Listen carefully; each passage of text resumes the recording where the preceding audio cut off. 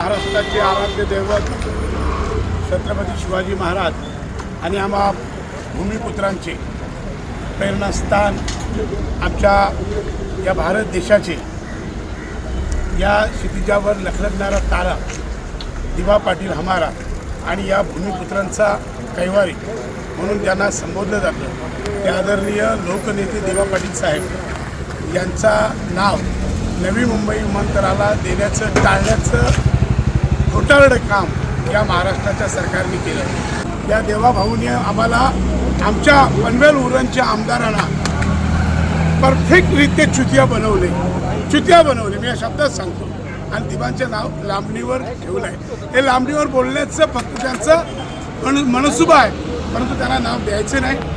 मला सांगा, मी अनेकदा म्हटलो की दिवांचं नाव देतो आता हे भीकमागे दिवांचं नाव काय देणार नाही, परंतु दिवांचं नाव आम्ही भूमिपुत्र घेणार आहोत। कारण येत्या 26 जानेवारीला आम्ही मुंबईच्या दिशेने निघतोय आणि दिवांच्या समर्थक, दिवांचे सगळे चेले, दिवांचे शिष्य आणि दिवांच्या जीवावर जे पोटभर खातात ना, ते सगळे युवा शक्ती एकवटणार आहे आणि मुंबईला मंत्रालयाचा टाळा ठोकणार आणि दिवांचं नाव घेणार। ही खुणगाठ मी या आमच्या युवा पिढीच्या नेतृत्वाला साक्षी देऊन सांगतो आणि दिवाला स्मरून सांगतो की दिवा, तुमचं नाव जर लागलं नाही तर फाशी लागली तर लागू द्या गलाला, नाव देऊ आम्ही नवी मुंबई विमानतळाला। माझा नेता दिवा पाटील यांनी जेल भोगले, तर आम्ही कोण? अनेक आंदोलनं आम्हाला शिकवली, कुणी आम्हाला आंदोलनं शिकवली? लोकनेते दिवा पाटील साहेबांनी। त्यामुळे या आंदोलनाची लढाई आमची ही कायम आणि सातत्याने राहील।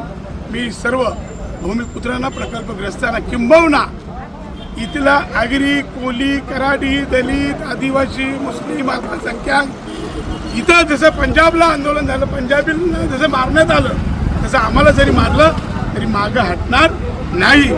आंदोलन आम्ही मुंबईचा मंत्रालयात टाळा मारून त्याच दिवशी रिझल्ट घेऊन परत येऊ, या खूणगाठीने आज आम्ही काळा दिस साजरा करतो या पनवेल तालुक्यामध्ये। आणि आजचा काळा दिवस असेल, आमचा विजयाचा दिवस ज्या दिवशी असेल त्या दिवशी दिवांचं नावाने इथं जयघोष होईल आणि नाव लागेल।